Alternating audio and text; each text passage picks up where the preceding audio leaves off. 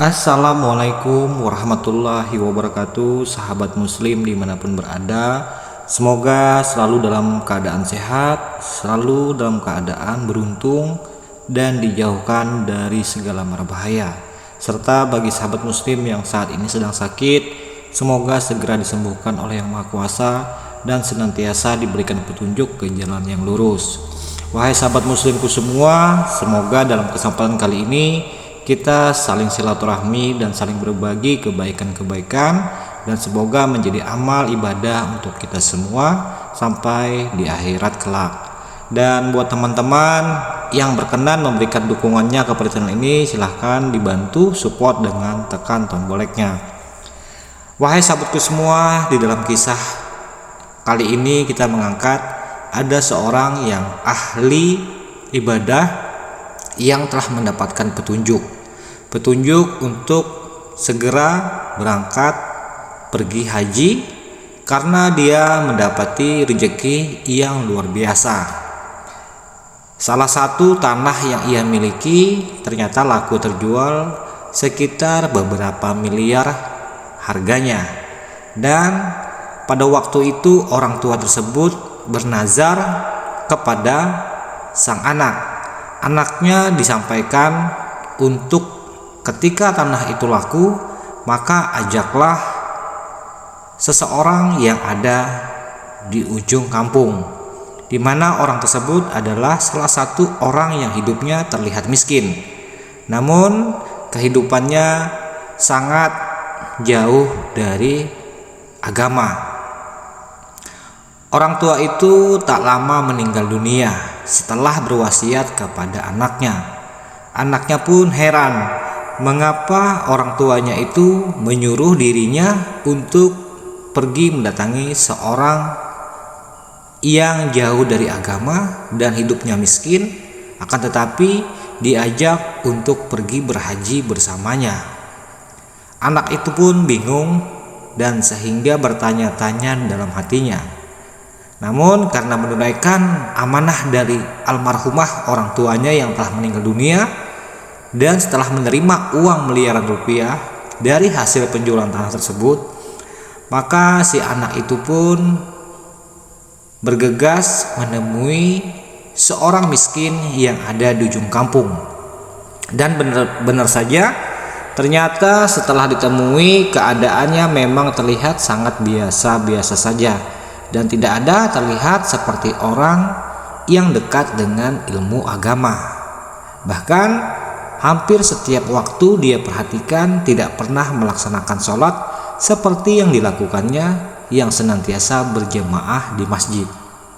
Sehingga anak itu pun semakin bingung dan semakin bertanya-tanya, mengapa orang tuanya yang begitu mulia, yang begitu terhormat, begitu alim, sampai harus menyuruh dirinya menyisihkan dari sebagian penjualan dari tanah tersebut untuk diberangkatkan berhaji kepada orang miskin yang tidak memiliki apa-apa itu dan juga jauh dari beribadah. Maka sampailah pada waktunya mereka berangkat untuk naik haji. Namun sebelum berangkat itu, anak orang dermawan ini bertanya kepada si orang miskin, "Mengapa engkau tidak pernah sholat?" Kata si anak yang memiliki uang miliaran tersebut. Beliau hanya menjawab, "Tidak tahu, karena saya tidak pernah belajar sholat ataupun tidak pernah sholat sejak saya kecil." Nah, orang itu pun semakin bingung. "Lalu apakah kamu mau ikut denganku? Ini amanah dari orang tuaku," kata si anak orang dermawan itu. Lantas menjawablah si miskin itu, "Mau dibawa kemanakah saya?" kata beliau. Sehingga akhirnya anak itu pun menjawab, "Engkau akan berangkat haji bersamaku, dan sebagian hasil penjualan tanah yang miliaran rupiah ini selain disisihkan untuk pergi haji bersamamu, dan selebihnya akan diberikan ke anak istrimu." Mendengar hal itu, si miskin itu pun berkata kepada anak saudagar orang kaya itu, Baik, aku akan pergi bersamamu untuk berangkat haji dan nanti ajarkan aku di sana bagaimana cara sholat. Namun sesampainya di kota Mekah, ternyata anak yang miskin itu sangat takjub dan sangat luar biasa kagum melihat Mekah. Dia pun langsung sujud di hadapan Ka'bah. Dan selama beberapa waktu dia tidak pernah meninggalkan Ka'bah, selalu senantiasa duduk di sana. Sehingga anak saudagar kaya itu pun menjawab, ada apa dengan anak itu sehingga dia tidak pernah mau berpindah tempat, hanya duduk diam di situ.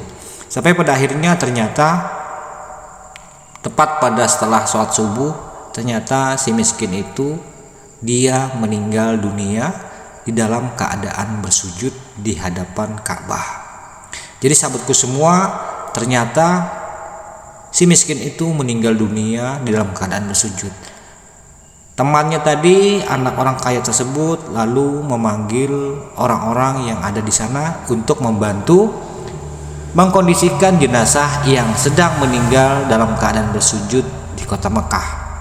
Dan sampainya di tanah air, beliau pun bertanya kepada istrinya dan keluarganya, mengapa si Fulan sampai begitu indah meninggalnya, yaitu meninggal dalam keadaan bersujud di depan Ka'bah dan wajahnya putih bercahaya berseri-seri dan dalam keadaan tersenyum. Lalu istrinya menjawab bahwa sesungguhnya suaminya memang selama hidupnya tidak pernah melakukan ibadah sholat 5 waktu, akan tetapi dia setiap hari selalu menyisihkan waktunya ataupun sebagian rezekinya untuk menyantuni seorang orang tua jompo ataupun orang tua lansia yang rumahnya tidak jauh dari rumahnya.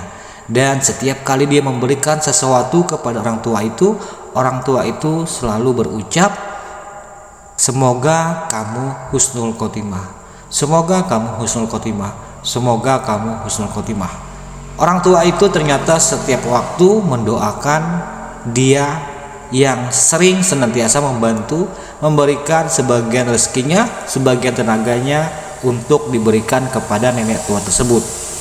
Dan ternyata berkat kemahakuasaan yang maha kuasa, doa nenek itu diijabah oleh maha kuasa, sehingga dia di akhir usianya, di ujung usianya meninggal dalam keadaan husnul khotimah. Nah, wahai sahabatku semua, tentunya di akhir hidup itu kita tidak ada yang tahu. Yang jelas ketika kita berbuat baik, insya Allah jika di antara perbuatan baik kita itu ada yang diterima, yang diperkenankan oleh Allah Subhanahu wa taala, bisa saja perbuatan baik yang meskipun hanya sekecil biji sawi, namun itu diterima oleh Yang Maha Kuasa, maka bisa menjadi penyebab kita mati dalam keadaan husnul khotimah dan dalam keridhoannya. Semoga sahabatku semua, kisah ini membawa inspirasi buat kita semua untuk selalu senantiasa berbuat kebaikan dengan apapun yang kita bisa. Berbuat kebaikan kepada orang-orang susah, kepada orang-orang sakit, dan kepada para lansia yang ada di sekitar kita. Berbuat baiklah meskipun hanya sedikit kemampuan yang bisa kita perbuat. Namun ketahuilah wahai sahabatku semua, tidak ada yang tahu bahwa jalan pintu keberkahan dan husnul khotimah itu bisa saja terletak dari perbuatan yang kita perbuat untuk membantu orang lain dengan tulus ikhlas. Salah hilapnya mohon dimaafkan. Assalamualaikum warahmatullahi wabarakatuh.